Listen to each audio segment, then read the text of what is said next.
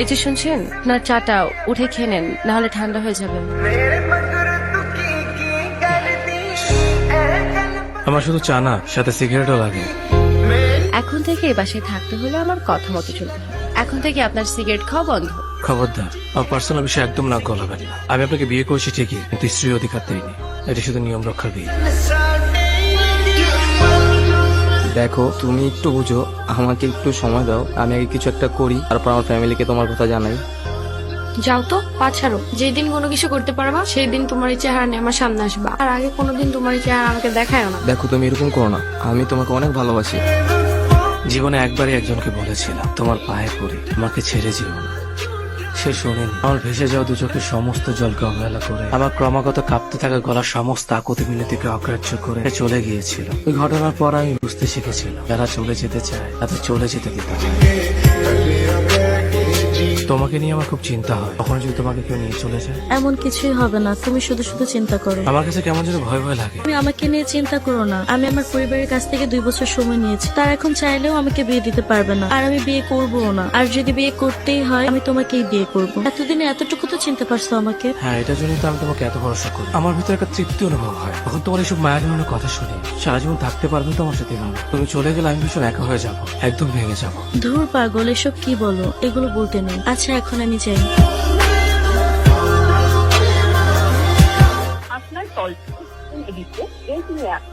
আমার গোছানো দুনিয়া হঠাৎ করে কেমন যেন অগোছানো হয়ে গেছিল। কেমন জানি ভয় হচ্ছিল, আমি কি আমার ভালোবাসার মানুষটাকে হারিয়ে ফেললাম। কেমন আছো তুমি? ভালো নেই। ওর সাথে আমার কিছুদিন ধরে দেখা হচ্ছে না, কথা হচ্ছে না। আমার সবকিছু না কেমন যেন এলোমেলো হয়ে যাচ্ছে। আমি যদি ওর কোনো খোঁজ পাও আমাকে একটু জানাও প্লিজ। আচ্ছা ঠিক আছে, জানাবো। আয়নায় নিজের চেহারা দেখেছো? কি হাল করেছো নিজে? নিজের যত্ন নিও।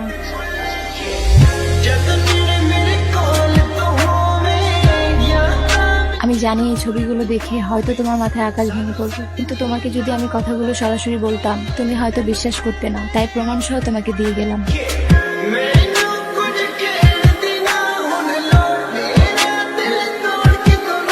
কে এই ছেলে? কে হলো বলতেছো না কেন? কে এই ছেলে? ওর সাথে তুমি এখানে কি করো? এতদিন তুমি আমার ফোনও ধরো নাই, একটা ফোন ব্যাক টেক্সটও দাও নাই। ও আমার ফিয়ান্সে। কিছুদিন পর আমাদের বিয়ে, ফ্যামিলিগত ভাবে আমাদের বিয়ে ঠিক হয়েছে। মানে কি এটি? তুমি না আমাকে বললে ফ্যামিলির সাথে কথা বলে সবকিছু ম্যানেজ করতেছো। আমি তোমার কথা কিভাবে বলবো আমার ফ্যামিলিতে? কি করো তুমি? কোনো যোগ্যতা আছে তোমার? আর এই ছেলেকে দেখো, যেই কোম্পানিতে চাকরি করে মাসে লাখ টাকা ইনকাম করে। আমি কিভাবে থাকবো তোমার এমন একটা অনিশ্চিত ভবিষ্যৎ নিয়ে?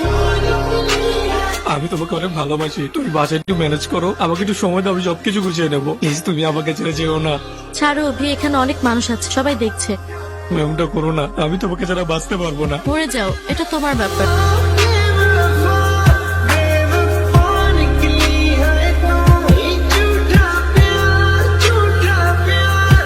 তুমি এখানে? তোমার জন্য অপেক্ষা করছিলাম।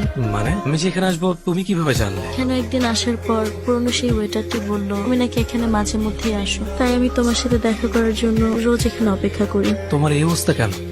অভি, আমি তোমাকে ছাড়া ভালো নেই, চলো না আমরা সবকিছু ঠিকঠাক করে ফেলি। আমি কখনো তোমাকে ছেড়ে যাব না, তোমাকে আমি আর কোনো কষ্ট দিব না। 3 বছর পর তুমি এটা বলতে এসেছো, এত বছর লেগে গেছে তোমার এটা বুঝতে। আমাকে ছাড়া ভালো নেই তুমি। এই যে মেয়েটি আমার পাশে, সে আমার সাথে তার ভবিষ্যৎ দেখছে, সে তোমার থেকেও আমাকে বেশি ভালোবাসে। এই 3 বছর আমি তোমাকে ভুলে গেছি, তুমিও আমাকে ভুলে যাও। চলো না আমরা সবকিছু ঠিক করে নেই। এটা জোড়া লাগিয়ে দেখো। এটা কিভাবে জোড়া লাগাবো? এটা তো ভেঙে গেছে। মানুষের মন ঠিক কাছের মতোই, একবার ভেঙে গেলে আর জোড়া লাগে না।